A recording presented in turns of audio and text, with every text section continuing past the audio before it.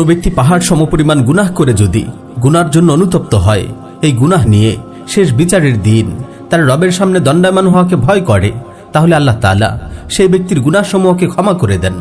হাদিসে বর্ণিত হয়েছে, রাসূল সাল্লাল্লাহু আলাইহি ওয়াসাল্লাম বলেন, তোমাদের পূর্ববর্তীদের মধ্য থেকে এক লোক ছিল যে গুনায় নিমজ্জিত হয়ে নিজের উপর সীমা লঙ্ঘন করেছিল, নিজের উপর অবিচার করেছিল। মৃত্যুর পূর্বে সে তার সন্তানদের ডেকে বলল, হে আমার সন্তানেরা, আমি তোমাদের কেমন বাবা? তারা বলল, আপনি আমাদের উত্তম পিতা। সে বলল, হে আমার সন্তানেরা, মৃত্যুর পূর্বে আমি তোমাদের একটি ওসিয়ত করছি, তোমরা আমার এই ওসিয়তটি রক্ষা করবে তো? তারা বলল, হ্যাঁ, অবশ্যই করব। তিনি বললেন, আমার ওসিয়তটি হচ্ছে, আমার মৃত্যুর পর তোমরা আমার দেহটিকে আগুনে ঝলসিয়ে ছাই বানিয়ে ফেলবে, অতঃপর সেই ছাইগুলোকে বাতাসে উড়িয়ে দিবে, যাতে করে আল্লাহর সামনে আমাকে দণ্ডায়মান হতে না হয়। কারণ আমি এত অপরাধ করেছি, এত অন্যায় ও সীমালঙ্ঘন করেছি যে আল্লাহ তাআলা যদি আমাকে পান তাহলে তিনি আমাকে এমন শাস্তি দিবেন যেই শাস্তি তিনি আর কাউকে দেননি। অতঃপর তার মৃত্যুর পর তার সন্তানেরা শত কষ্ট হওয়া সত্ত্বেও বাবার দেয়া সেই যন্ত্রণাদায়ক ওসিয়তটি বাস্তবায়ন করল। তাকে আগুনে পুড়িয়ে তার ছাইগুলো বাতাসে উড়িয়ে দেওয়া হলো। হাদিসের মধ্যে এসেছে, আল্লাহ তাআলা কিয়ামত দিবসে বাতাসে উড়িয়ে দেয়া তার সকল অংশকে একত্রিত করবেন। ইন্নাল্লাহা আলা কুল্লি শাইইন কাদির, কারণ আল্লাহ তাআলা তো সকল বিষয়ের উপর ক্ষমতাবান। অতঃপর আল্লাহ তাআলা তার সকল অংশকে একত্রিত করে তাকে পুনর্জীবিত করবেন। সে ভয়ে কাঁপতে থাকবে। আল্লাহ তাআলা বলবেন, হে আমার বান্দা, তুমি এই কাজটি কেন করলে? তুমি কি ধারণা করেছো যে আমি আবার তোমাকে পুনর্জীবিত করতে পারবো না? সে ভয়ে কম্পমান কণ্ঠে বলবে, হে আমার প্রতিপালক, বিষয়টা এমন নয়, বরং আমি পাপের কারণে, আমি আমার গুনার কারণে, আমি আমার সীমালঙ্ঘনের কারণে আপনার সামনে দণ্ডায়মান হওয়াকে ভয় করছিলাম। আপনার সামনে উপস্থিত হতে আমার প্রবল ভয় ও ভীষণ লজ্জা হচ্ছিল, এজন্য আমি এমনটা করেছি। এই কথা শোনা মাত্রই আল্লাহ তাআলা তার ফেরেশতাদের ডেকে বলবেন, হে আমার ফেরেশতারা, তোমরা সাক্ষী থাকো। হে আমার ফেরেশতারা, তোমরা সাক্ষী থাকো। আমি আমার এই বান্দাকে ক্ষমা করে দিলাম, আমি আমার এই বান্দাকে ক্ষমা করে দিলাম। প্রিয় ভাই ও বোনেরা, আল্লাহ তাআলা পবিত্র কালামে মাজিদে বলছেন, ওয়া আম্মা মান খাফা মাকামা রাব্বিহি ওয়া নাহান নাফসা আনিল হাওয়া ফাইন্নাল জান্নাতা হিয়াল মাওয়া। আর যে ব্যক্তি তার রবের সামনে দণ্ডায়মান হওয়াকে ভয় করেছে এবং নিজেকে প্রবৃত্তির অনুসরণ থেকে বিরত রেখেছে, জান্নাতই হচ্ছে তার একমাত্র আবাসস্থল। আল্লামা ইবনুল জাওজি রাহিমাহুল্লাহ বাহরুদ্দুমা নামক গ্রন্থে এমন আরেকটি ঘটনা উল্লেখ করেছেন। এক আল্লাহভীরু ব্যক্তি মৃত্যুর পূর্ব মুহূর্তে তিনি তার সন্তানকে ডাকলেন। তিনি তার সন্তানকে লক্ষ্য করে বললেন, হে আমার আদরের সন্তান, আমার কথা শোনো। আমি যেভাবে যা করতে বলি তুমি সেভাবেই তা পালন করো।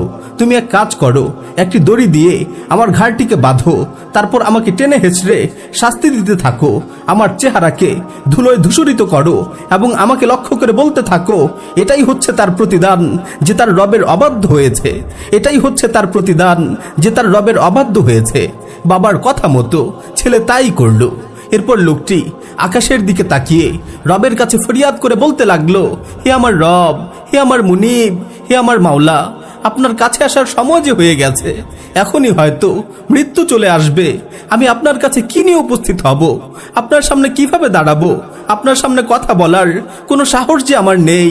তবে আমি গুনাহগার, আপনি তো ক্ষমাশীল। আমি পাপী, আপনি তো দয়ালু। আমি গোলাম, আর আপনি তো আমার মুনিব। সুতরাং আমার সকল গুনাহসমূহকে ক্ষমা করে দিন।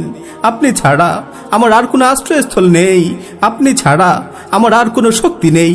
এরপর এই অবস্থাতেই তার রূহ বেরিয়ে গেল। এমন সময় বাড়ির কোনো এক প্রান্ত থেকে গুরুগম্ভীর কণ্ঠের একটি আওয়াজ ভেসে আসলো। উপস্থিত সবাই সেই আওয়াজ শুনতে পেল। সেই আওয়াজটি ছিল, বান্দা তার রবের সামনে অবনত হয়েছে, নিজ গুনাহের ক্ষমা চেয়েছে, আর রব তাকে নিকটবর্তী করেছেন, তাকে কাছে টেনে নিয়েছেন, আর জান্নাতে তার আবাস নির্ধারণ করে দিয়েছেন। প্রিয় ভাই ও বোন, আসুন সময় থাকতেই পুণ্যবান ব্যক্তিদের মতো আমরাও আল্লাহর নিকট তাওবা করি, নিজের গুনার জন্য অনুতপ্ত হয়ে ফরিয়াদ করি, ইয়া রাব্বি ইন আযুমাত যুনুবি কাসরাতান ফালাকাদ আলিমতু বিআন্না আফওয়াকা আযমু ইন কানা লা ইয়ারজুকা ইল্লা মুহসিনুন ফামান যাল্লাযী ইয়াদউ ওয়া ইয়ারজুল মুজরিমু আদউকা রাব্বি কামা আমারতা তাদাররুআন ফাইযা রাদাত্তা ইয়াদি ফামান যা ইয়ারহামু মালি ইলাইকা ওয়াসিলাতুন ইল্লার রাজা ওয়া জামিলু আফিকা সুম্মা আন্নী মুসলিমু। হে আমার রব, আমি জানি আমার গুনার পরিমাণ অনেক বেশি, তবে আমি এও জানি তোমার দয়া তার চেয়ে আরো বেশি। যদি নেককাররাই শুধু তোমার দয়ার আশা করতে পারে, তাহলে আমার মতো পাপীরা কার কাছে যাবে, কার কাছে গিয়ে ক্ষমা চাইবে? হে আমার রব, তুমি যেভাবে নির্দেশ দিয়েছো সেভাবে ভয়ে জড়সড় হয়ে অনুতপ্ত হয়ে তোমার কাছে ক্ষমা চাইছি, দুহাত তুলে তোমার কাছে ফরিয়াদ করছি। হে আল্লাহ, তুমি যদি ফিরিয়ে দাও কে আমায় রহম করবে? হে আল্লাহ, আমার বুক ভরা আশা আর তোমার অসীম অনুগ্রহ ছাড়া আমার কাছে আর কোনো ওসিলা নেই। হে আমার রব, আমি তোমার সামনে আত্মসমর্পণ করছি, তুমি আমায় ক্ষমা করো। হে আমার রব, আমি তোমার সামনে আত্মসমর্পণ করছি, তুমি আমায় ক্ষমা করো।